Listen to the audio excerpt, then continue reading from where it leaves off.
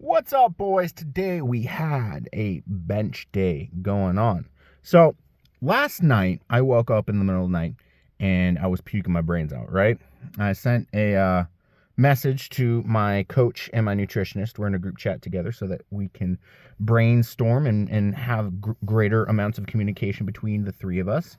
And they asked me to send them my HRV and my resting heart rate. And they were like, oh, Saturday night, you had something very stressful start up. Now, the way that the liver works, because I'm working my way through fatty liver disease, they noticed that those numbers dropped due to stressful things. And stress, among other factors, is one of the things that can negatively impact your liver. And I'm dealing with the fatty liver disease through diet and exercise right now, trying to reduce the amount of fat on that liver so that it can withstand more stress. And your liver is a massive component of your immune system. So the better and healthier your liver is, the less likely you are to get sick.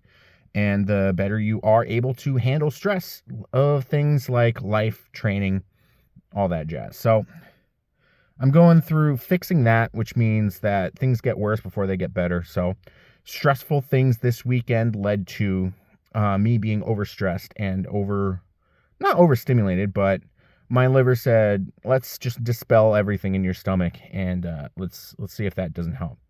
And no other symptoms. Didn't puke anymore. But we were supposed to squat today in addition to bench. And my coach decided we're going to retcon that plan, and we're going to push the squats onto deadlift day. So when we deadlift this week, we will also be squatting happening before deadlifts. It's going to be an awful day. It's going to be at late night, and they're just proceeding. So today we started off with 445 3x3 paused with red bands. I didn't measure the band tension, but I believe it's around 60 pounds worth of band tension each, which means at lockout, we're locking out about 565. Bands are a good tool to use and not rely on because it allows you to lock out heavier weights, get your CNS acclimated to handling these heavier weights, and you increase the straight weight, reduce the band tension until the numbers kind of come together. So that's the process we're going through now. And when things come together, it's going to be on the platform, and we're going to be able to be lifting some pretty big weights on the platform. So we did 3x3. My first set, I hit record. I repped my wrists, and I was like, oh, I need to hit record. So I accidentally paused or stopped the recording, and I did not get set one. Stupid me. Set 2, pretty good. Got a handoff guy because set 1 was a grinder from hell. Set 3, kind of the same deal as set 2. When you hand off to yourself, it's an extra rep. When you walk out a squat, it's an extra rep. You can't really do anything like that on deadlifts because deadlifts are static. But when you take the bar out yourself, that's basically like an accessory movement as well as walking out on squats. So, if you struggle with the stuff like overreaching on bench, have someone hand you off. If you struggle with that on squats, use the monolift. It's there for a reason. I just don't personally like to use a handoff person because I feel like I'm a burden on other people. That's also why I'm hesitant to use the monolift, because I feel like I'm a burden on people and take someone else to run the monolift. So after that, we did double paused bench at 395 bar weight with the red bands again. And so coach said this was going to be hard. And every time that we do something like this, it's not hard. And part of it may be because we've lost so much inchage on my belly that where I'm pausing is where my belly used to be.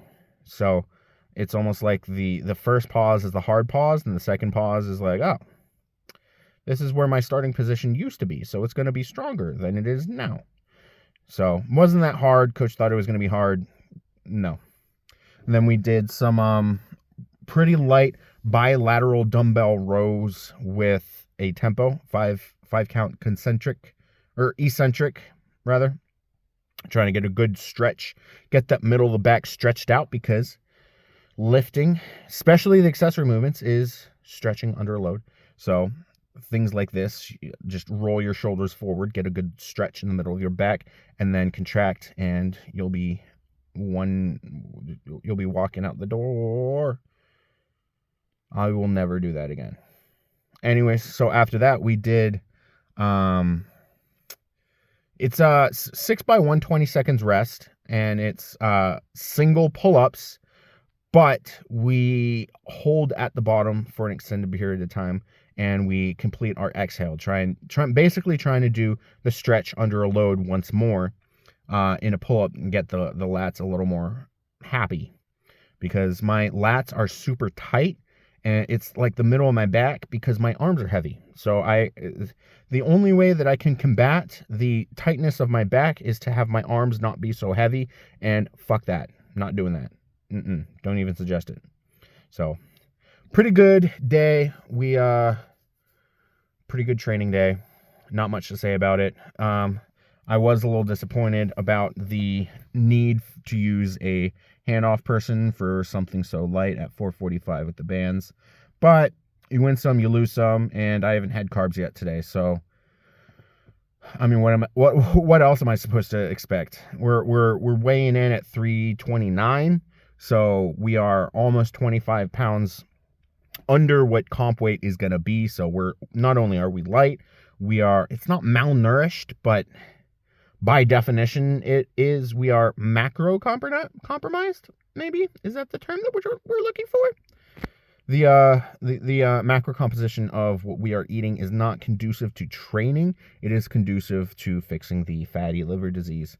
And once we get to a point where we can no longer do that, and we've got to focus in on training, I'm actually gonna get my blood tested once more to see just where the liver's at, and kind of go from there, see how aggressive we're going to push in the meet. Hopefully it's going to be good. Hopefully we bench 650, because we got a lot riding on that 650 bench.